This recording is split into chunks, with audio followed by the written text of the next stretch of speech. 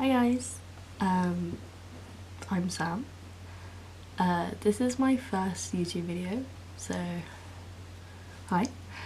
Um, on this channel I kind of want to talk about social issues that we're kind of facing in society at the moment, and sort of how you can challenge and I guess not I don't know that there's a solution to all these things I'm going to be talking about, but how you can help improve maybe the situation just a bit. So I didn't want to start with anything too heavy, but then I was like, if I'm going to talk about all these some challenging issues, may as well just jump in. So today's topic is knife crime. Got my little notepad over here. Yeah, knife crime.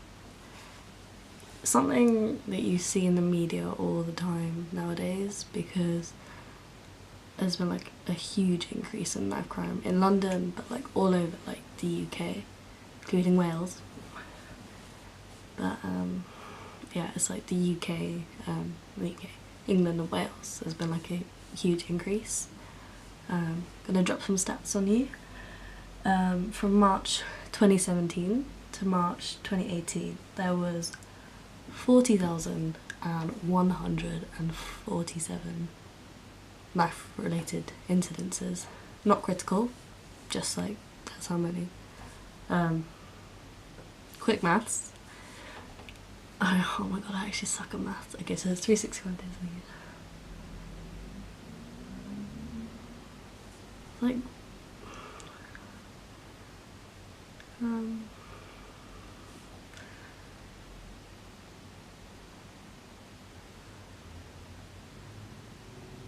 Roughly 100 and something a day. Look at our small island, and 100 people a day. There's reported, just reported, not even unreported knife instances. Reported. I'm it's just astonishing to me. They keep cutting back funding for police, so they're doing as much as they can, but they're not receiving the support from the government and everything like that. Everyone's oh, anti-police because of all the police brutality, but this is another topic for another video. I'm going to do one on police brutality in US and America and stuff. But I don't want to take the sides of the police, because police brutality is it's wrong morally, and some people have a complex they need to be authoritative and have power over other people. But so I think some police officers are just trying to deal with the situation as quickly as they can, and it just gets out of control and it just escalates, and they don't know what to do because they've not been trained to do anything, or they've not been trained to know what to do in that kind of situation. But I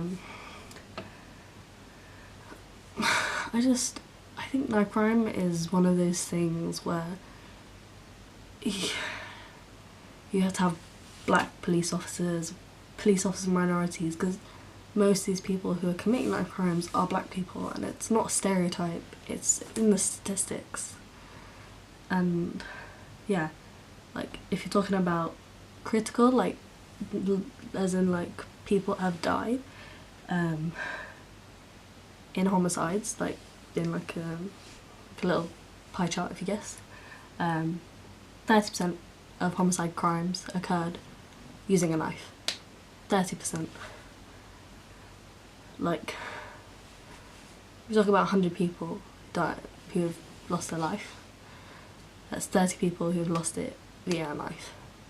That's probably not a nice way to go. It was probably really painful, and knife crime is something that it hits home. A lot of sort of TV programs tried to tackle it, and I don't really think they've done a good job, because I only watch EastEnders, and I saw what they did with one of the boys got stabbed, and yeah, he lost his life, but they show like, and they showed like his mum was having a hard time, his best friend, his like girlfriend kind of thing, like they were all having a hard time.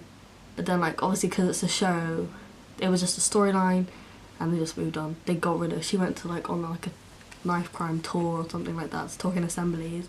They got rid of her, got rid of the storyline. Obviously there's still like some references, but it's just gone, and that's just not how it is. I'd like to think that if someone you knew, okay, if my son, I don't have any kids, like my son died from knife crime, I would be so overwhelmed with grief.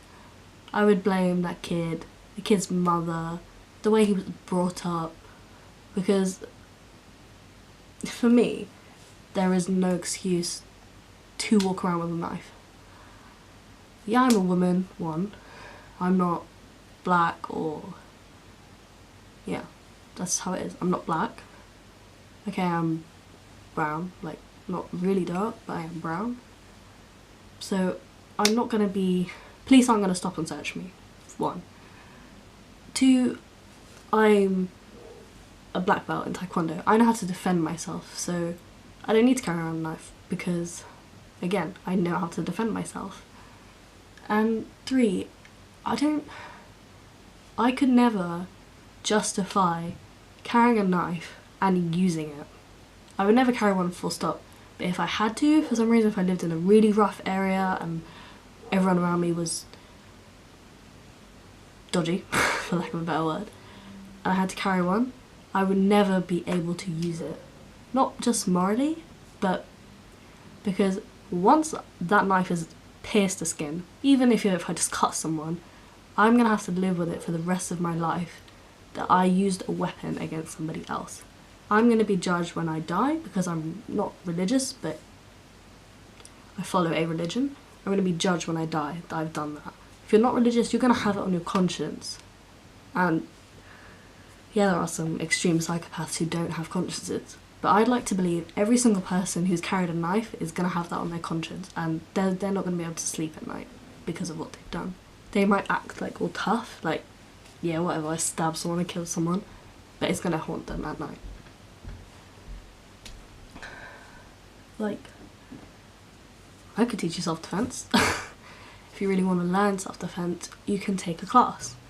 We do it at Taekwondo. You could join Taekwondo just for self-defense or for fitness, or like there are other ways to defend yourself. You don't have to carry a knife. And if you do want to carry a knife for whatever reason, upwards of 7 months in prison if you get arrested, and you will. I'm sure you will. Because if you fit the stereotype, you might get stopped and searched, and they do stop and searches, and they have that sort of not stereotype, they have their little brief of people who will fit the brief. If you fit the brief and you know that they do stop and searches, it's kind of a deterrent that if you know that, maybe it will deter you from carrying a knife because you know there's a possibility of you getting searched. If they find a knife, you go to jail. It's kind of a deterrent, but also like a way to stop knife crime. And it's 2 for 1 really. But I'll link the article where I'm getting all my statistics from anyway in the description box. So I was like sort of perched on like one end of the carriage, like on the little seat. The carriage was kind of full, so this guy got on like maybe 2 stops after I did. I think it was like East Acton. He got on, and he got on, put his bag down, like put his hand in his pocket, held on, train moved. All seems really normal, but then he pulled something out of his pocket, like it looked like a little keychain, like you know the little round keychains that you just hold.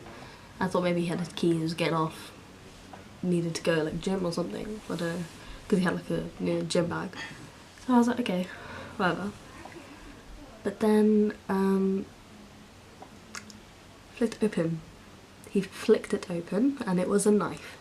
He had his hand just like that, just casually just there, flicked it open. It was still by his side, and he carried it all the way to Greenford Station. I feared for my life. Genuinely, I thought I would die, because if the train started like rattling and he lost his footing, it's going into my leg. If he loses his hat, like if he's like, if it's really shaky and he turns around trying to hold something, it's going in my arm. I'm gonna be injured. Like maybe not, I might not die, but I'll be seriously injured if that knife comes anywhere near me. I was just so scared. Luckily he got off and I was relieved. Believe me, I was so relieved. I think I must have visibly exhaled, because I don't think anybody noticed except me, because I was standing, he was standing 2 feet in front of me, like literally like there. I was so scared, and I don't really know if there's a way that you can combat knife crime, because you can't place restrictions on it. Because if someone's taking a kitchen knife, oh, here's another story for you guys. My friend bought his kitchen knife, a proper chef's knife it is, and he carried it just in his pocket. It was like wrapped up in like a towel and stuff like that.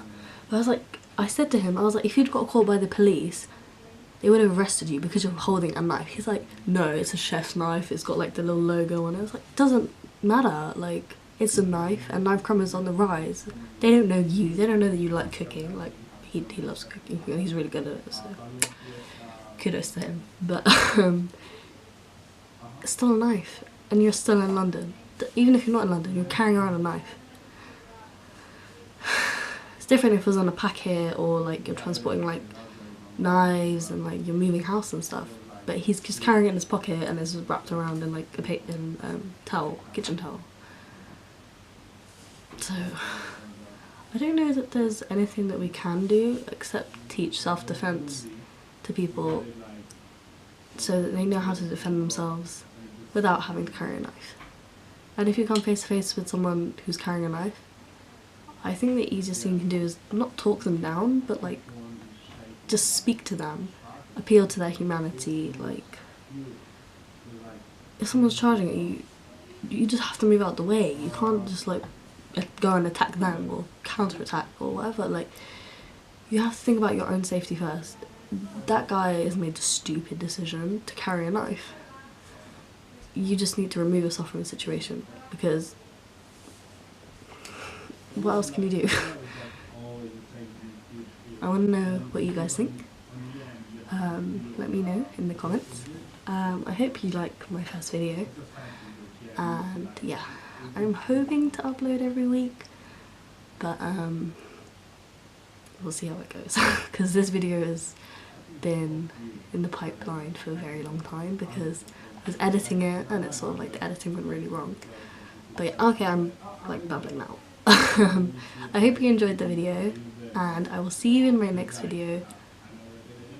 Yes, I'm going to the Women's March on Saturday, 19th of January, so that should be in my next video, and a clue just to what my next video might be as well. I will see you then. Thanks for watching.